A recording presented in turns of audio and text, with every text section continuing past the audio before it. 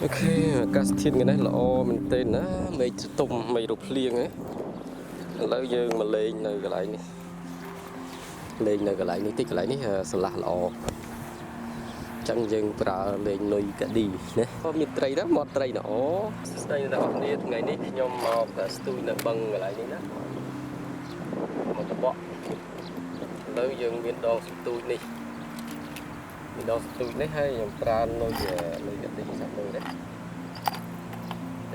là nơi cái đi đã lên thì một mấy sắp xa đẹp to này mình mấy sắp xa đây đã lên thế khi lớn dương chặt tạm xạ với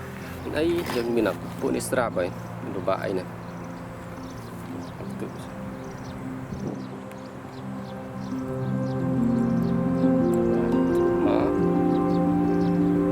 cho mình tới ba này này những bạn người gạt đi này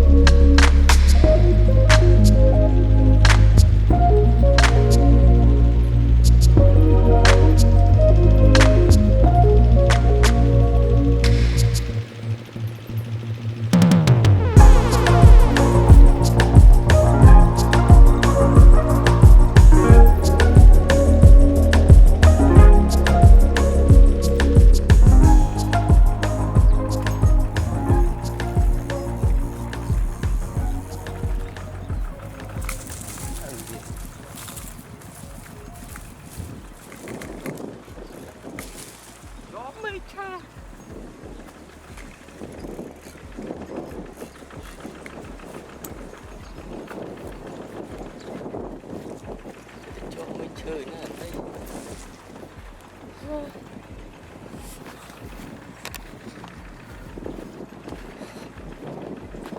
bán mùi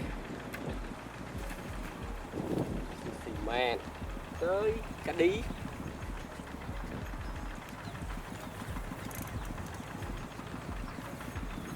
bán mùi là một nè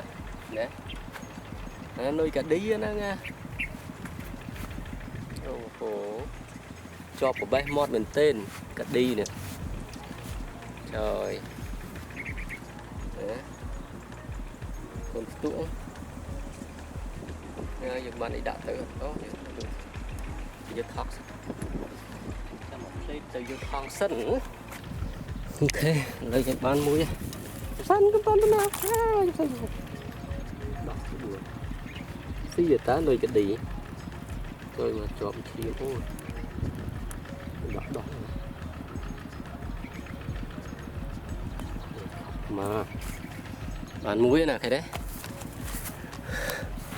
ôi tôi mùi trời đã xuống nào đây thậm nhiệt phóng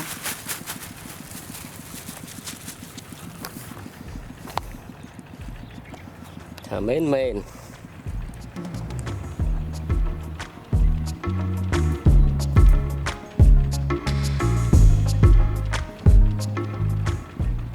sẵn đó tiếp này giá ăn phó ra cái đi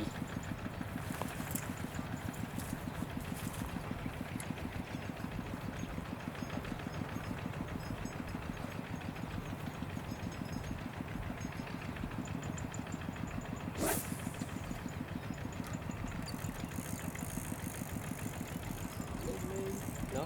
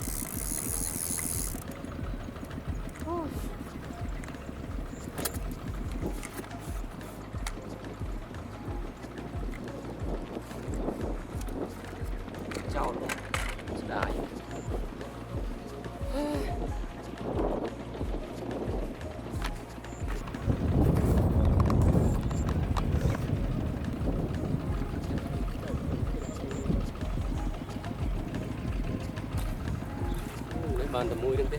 đây muối đâu